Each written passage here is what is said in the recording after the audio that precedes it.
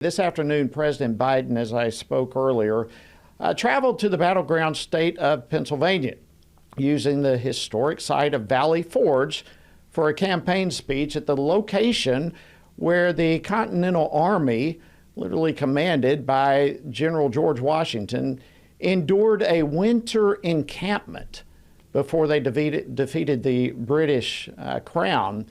Well, by the way, speaking of that winter encampment from President George Washington, today President Biden spoke there, but his speech was rescheduled. It was supposed to be tomorrow on the third anniversary of January 6th, but due to weather concerns, they changed it to today.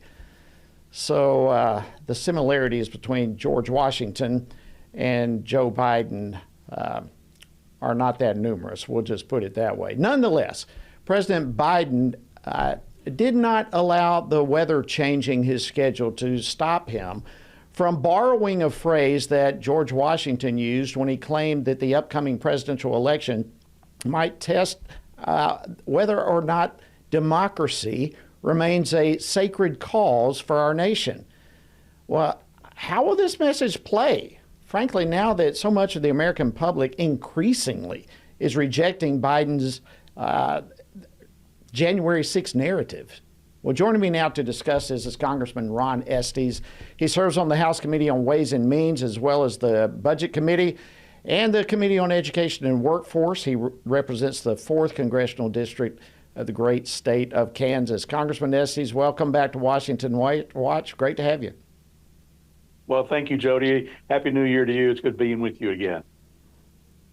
Well, thank you so much, and Happy New Year to you as well. All right, let's begin with your reaction to the president's first campaign speech of the year today.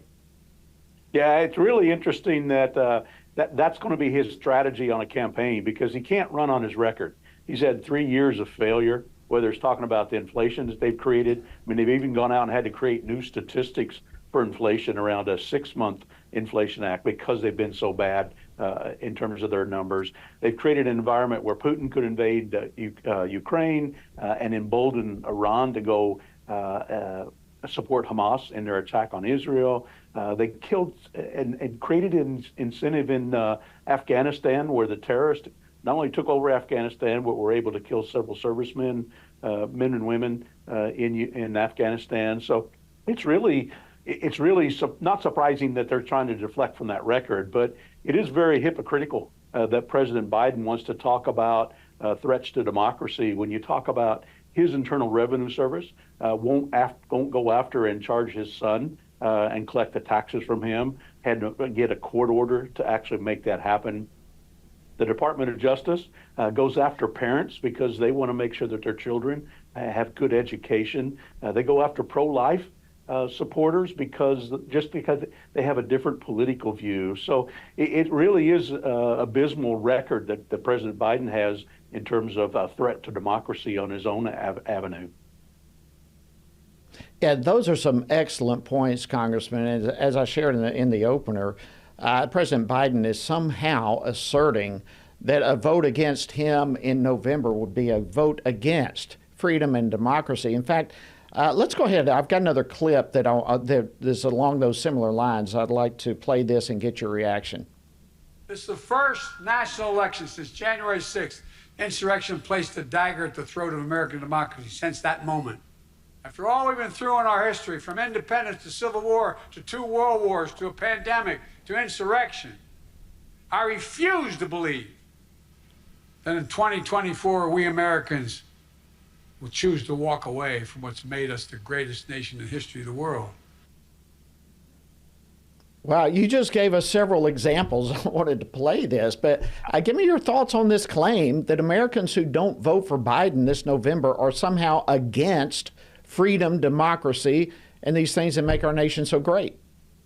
Actually, a vote for Biden is a vote that's a threat to democracy, just because you look at what he's done with the federal government and how much he's used that to go after attacking the average, everyday American citizens who want to raise their kids, who want to do their job, who want to focus on the freedoms that they enjoy, whether it's being able to advocate for a political position or not. And, you know, the only thing that I could say that's a similarity is that in Valley Forge, There's winter weather during George Washington's time, and there's winter weather in January with Biden's in office. But there's certainly no statesmanship coming out of President Biden's office that you compare to President Washington.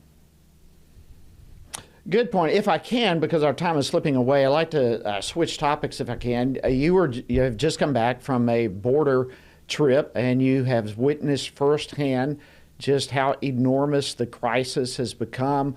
You were there. Tell us what you saw.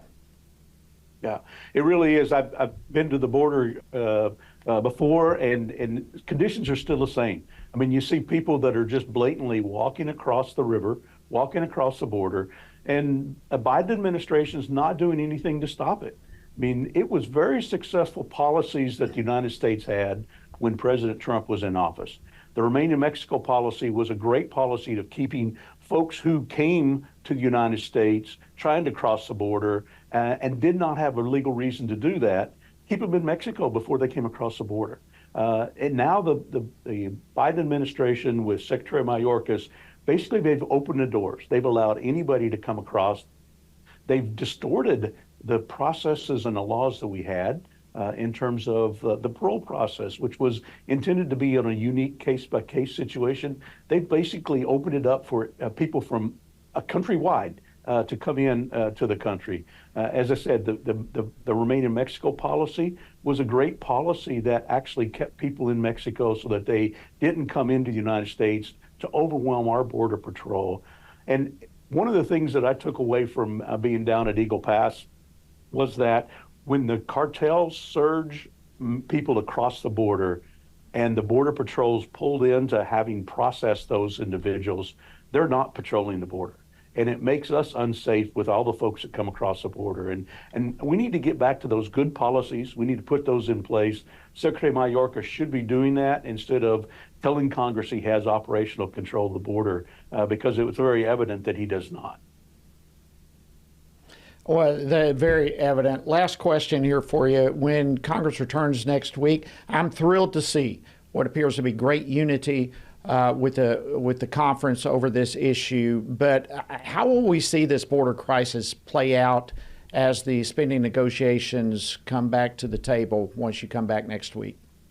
Yeah, we've got a lot of things going on, and talking about the border, the House has passed the HR 2, and the Senate needs to pick that up. Senate needs to get to work on several things, not just the border security, but also as we talk through this negotiations on spending. We can't continue down the same path that we've been the last several years and just continue to spend more and more every year and say that's an adequate approach. It's not right. As we're seeing now, our national debt's continuing to grow. 2023 was a tipping point in terms of the amount of money that was borrowed compared to our discretionary spending. And we've got to work to restrain that spending.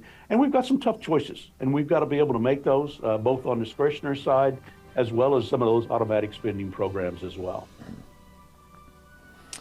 Well, Kansas Congressman Ron Estes, we are so grateful that you are one in the driver's seat there. Thank you so much for joining us on Washington Watch. I look forward to having you back on here as these stories continue to unfold.